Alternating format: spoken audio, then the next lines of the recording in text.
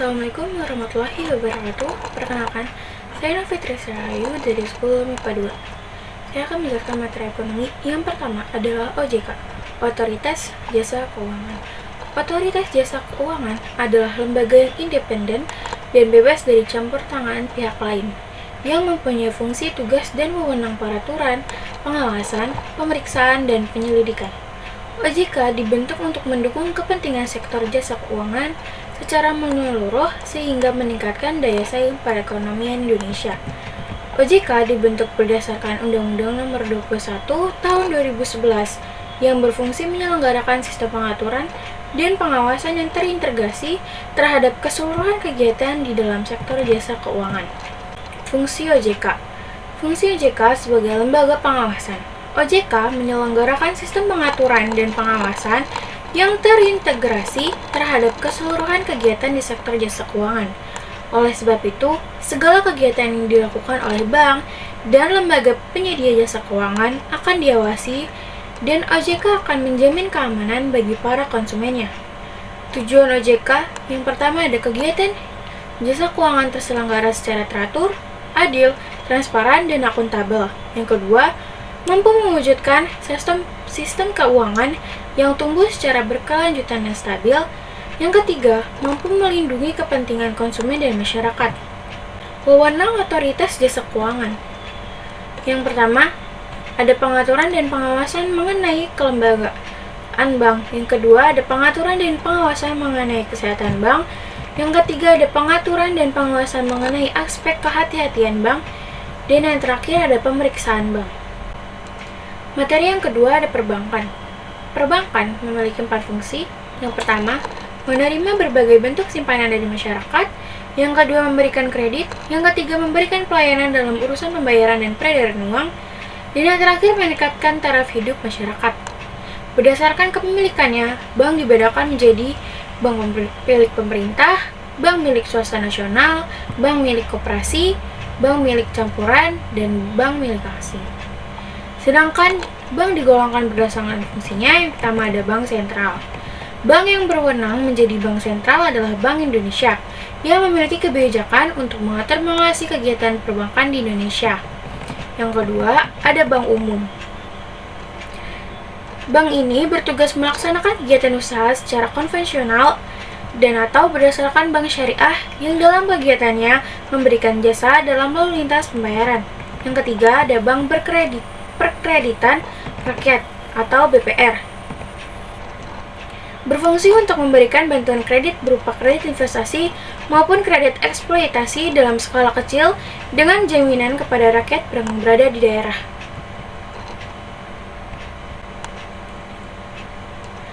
Materi yang ketiga ada pasar modal. Menabung bisa memanfaatkan salah satu instrumen keuangan berupa reksadana. Investasi reksadana tidak menjamin adanya keuntungan bagi investor. Ini dikarenakan adanya risiko umum di pasar modal, seperti kondisi politik, kebijakan pemerintah, dan pergerakan suku bunga secara umum. Reksadana merupakan satu dari beberapa instrumen keuangan yang masuk dalam pasar modal atau capital market.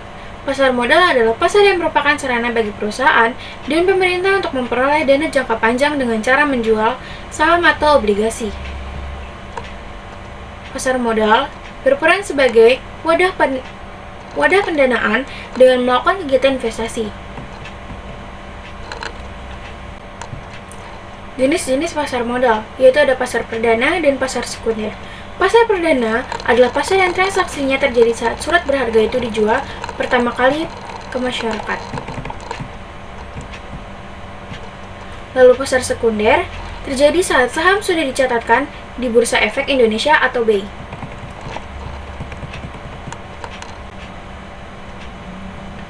Mekanisme transaksi pasar modal. Ada beberapa persyaratan yang harus dilengkapi, seperti KTP, NPWP, dan formulir perbuatan rekening dana nasabah atau RDN.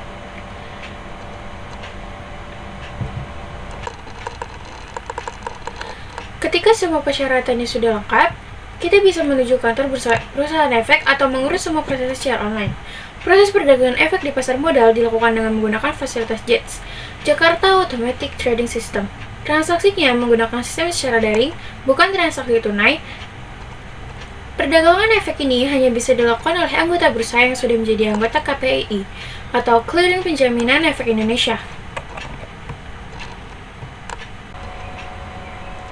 Materi yang keempat adalah asuransi. Asuransi merupakan perjanjian dua belah pihak antara perusahaan asuransi dan nasabah. Dalam asuransi disebut dengan pemegang polis. Dalam perjanjian tersebut menyatakan bahwa perusahaan asuransi menerima premi asuransi untuk memberikan penggantian kepada pemegang polis karena kerugian, kerusakan, atau sakit atau kehilangan. Unsur-unsur dalam asuransi ada 3, yaitu premi, polis asuransi, dan klaim. Yang pertama, premi. Premi merupakan kewajiban yang harus dibayar tertanggung, yang akan diikutsertakan dalam asuransi kepada perusahaan asuransi.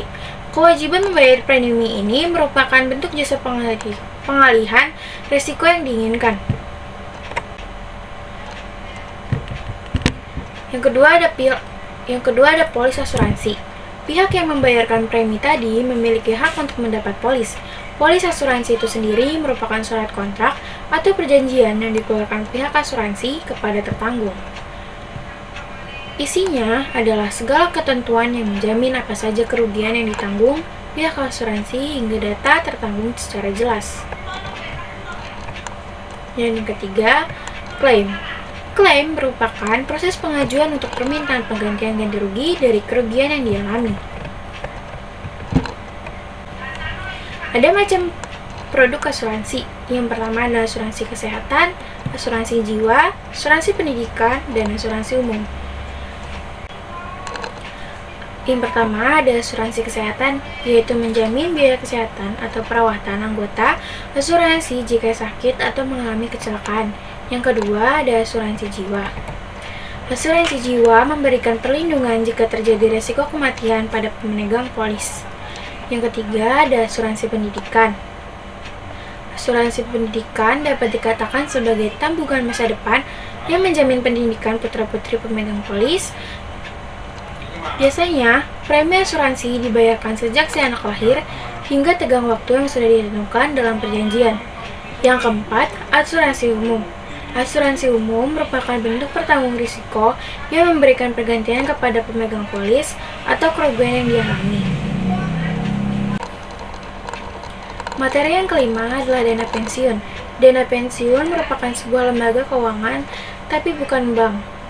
Usahanya menghimpun dana dalam jangka panjang yang bertujuan menjamin kelanjutan penghasilan dari karyawan di hari tuanya. Dana pensiun itu paling enggak ada 3 fungsi yang harus bisa dirasakan. Yang pertama, fungsi asuransi bermanfaat bagi peserta yang sebelum memasuki usia pensiun mengalami cacat atau meninggal dunia. Nah, ahli waris dari peserta diberikan uang bertanggung jawab atas beban bersama dari dana pensiun. Yang kedua, fungsi tabungan. Dana pensiun berfungsi menghimpun iuran peserta baik dari peserta itu sendiri ataupun pemberi kerja. Bentuknya seperti tabungan yang dapat dilihat peserta dari dana pensiun setiap bulannya. Yang ketiga, fungsi pensiun. Fungsi inilah yang menjawab kekhawatiran pekerja ketika mencapai usia pensiun. Peserta yang mengikuti program dari dana pensiun memberikan iuran baik dari pribadi dan pemberi kerja. Seluruh himpunan iuran tersebut dan hasil pengelolanya akan dibayarkan kepada pensiun sejak bulan pertama masa pensiun hingga pensiun wafat.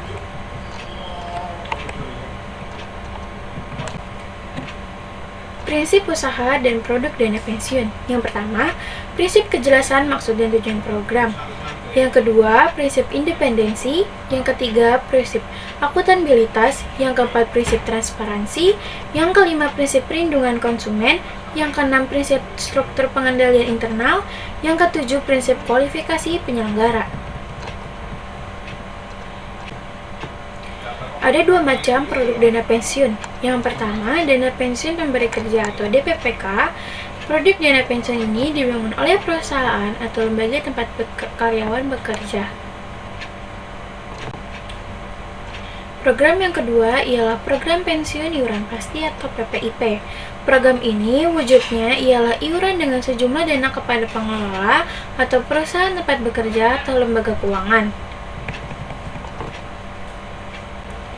Ada program pensiun manfaat pasti, yang keuntungannya yaitu iuran pensiun pekerja relatif kecil, pensiunan menerima gaji bulanan, pasti mendapat uang pensiun kecuali perusahaan tempat bekerja mengalami masalah.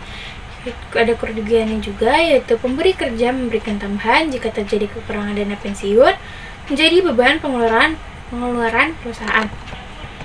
Lalu ada program pensiun iuran pasti yang memiliki keuntungan, yaitu yang pertama jumlah iuran yang dibayar perusahaan sudah mutlak, yang kedua besaran iuran ditentukan perusahaan, yang ketiga manfaat pensiun yang diterima lebih banyak jika mengalami keuntungan. Ada pula kerugiannya, yaitu yang pertama manfaat pensiun tidak pasti bergantung pada performa investasi, yang kedua manfaat pensiun lebih sedikit jika mengalami kerugian. Materi yang keenam, yaitu lembaga pembiayaan. Lembaga pembiayaan merupakan lembaga keuangan, tapi lembaga keuangan bukan bank. Beda. Lembaga keuangan itu tujuan didirikannya untuk melaksanakan kegiatan menyediakan dana atau barang. Adanya lembaga pembiayaan ini sangat membantu dalam menunjang pertumbuhan dan ekonomi nasional. Hingga akhir Agustus 2018, lembaga pembiayaan di Indonesia mencapai 255 perusahaan. Jumlah tersebut terdiri dari 188 perusahaan pembiayaan, 65 perusahaan modal, ventura, dan 2 perusahaan pembiayaan infrastruktur. Ada 3 bentuk lembaga pembiayaan. Yang pertama ialah perusahaan pembiayaan. Perusahaan pembiayaan merupakan badan usaha yang didirikan untuk melakukan sewa guna usaha, anjak piutang, biayaan konsumen, dan usaha kartu kredit. Bentuk lembaga pembiayaan yang kedua ialah perusahaan modal ventura. Badan usaha ini melakukan pembiayaan ke suatu perusahaan untuk jangka waktu tertentu. Bentuk pembiayaan ini berupa saham, pembelian obligasi konversi, dan pembiayaan berdasarkan pembagian hasil usaha. Kemudian yang terakhir yaitu adalah perusahaan pembiayaan infrastruktur. Lembaga ini khusus melakukan pembiayaan dalam bentuk pemberian dana untuk proyek infrastruktur. Tujuan adanya lembaga pembiayaan untuk meningkatkan kesejahteraan ekonomi dan kesempatan kerja. Oleh karena itulah, lembaga pembiayaan ini harus dimanfaatkan oleh pengusaha dan masyarakat. Fungsi lembaga pembiayaan bagi masyarakat yaitu membantu permasalahan modal untuk usaha atau pengadaan barang seperti kendaraan bermotor. Yang kedua, fungsi bagi pembangunan infrastruktur yaitu membantu pengembangan infrastruktur untuk menyediakan dana dalam menjalankan sebuah proyek. Materi yang ketujuh adalah pegadaian. Fungsi pegadaian lembaga keuangan bukan bank atau LKPB adalah badan usaha di bidang keuangan yang boleh menghimpun dan menyalurkan dana kepada masyarakat, tetapi bukan dalam bentuk tabungan, giro, dan deposito. Dana dapat dihimpun dengan mengeluarkan surat berharga. Ada 3 institusi yang tergolong sebagai lembaga keuangan, bukan bank atau LKPB, termasuk perusahaan asuransi, perusahaan dana pensiun, dan pegadaian. Pegadaian merupakan lembaga keuangan yang menyediakan fasilitas pinjaman dengan jaminan tertentu. Nilai jaminan menentukan besarnya nilai pinjaman. Fungsi dari pegadaian adalah menyediakan uang pinjaman atau dasar hukum gadai dengan cara mudah, cepat, aman, dan hemat. Mengembangkan berbagai usaha yang menguntungkan bagi pegadaian serta masyarakat, mengelola keuangan, perlengkapan, kepegawaian, dan pendidikan pelatihan, mengelola organisasi, tata kerja, dan tata pelaksana pegadaian, dan melakukan riset dan pengembangan serta mengawasi pengelolaan pegadaian. Manfaat utama yang diperoleh oleh nasabah yang meminjam dari pegadaian adalah ketersediaan dana dengan prosedur yang relatif lebih sederhana dan dalam waktu yang lebih cepat, terutama apabila dibandingkan dengan kredit perbankan. samping itu, mengingat jasa yang ditawarkan oleh Pegadaian tidak hanya jasa Pegadaian, maka nasabah juga dapat memperoleh manfaat lain. Pertama, ada penaksiran nilai suatu barang bergerak dari pihak atau institusi yang telah berpengalaman dan dapat dipercaya. Yang kedua, penitipan suatu barang bergerak pada tempat yang aman dan dapat dipercaya. Produk Pegadaian, yaitu ada gadai konvensional, memberikan kemudahan untuk mendapatkan dana cair dengan cara menjamin suatu barang ke Pegadaian. Yang kedua ada gadai syariah, menahan benda dari pinjaman untuk dijadikan jaminan atas utang yang dimilikinya atas dasar prinsip syariah. Yang ketiga ada prinsip berbasis fidusia, yaitu pinjaman modal untuk sektor usaha secara menengah atau UKM. Fidusia sendiri merupakan pengalihan hak kepemilikan suatu benda yang masih tetap digunakan pemilik asal. Yang keempat ada gadai sistem angsuran, yaitu pinjaman dana dengan cara gadai barang berharga yang dibayarkan secara mencicil. Yang terakhir ada produk investasi emas, yaitu tawaran membeli logam mulia dengan cara tunai ataupun mengangsur. Terima kasih sudah mendengarkan. Wassalamualaikum warahmatullahi wabarakatuh.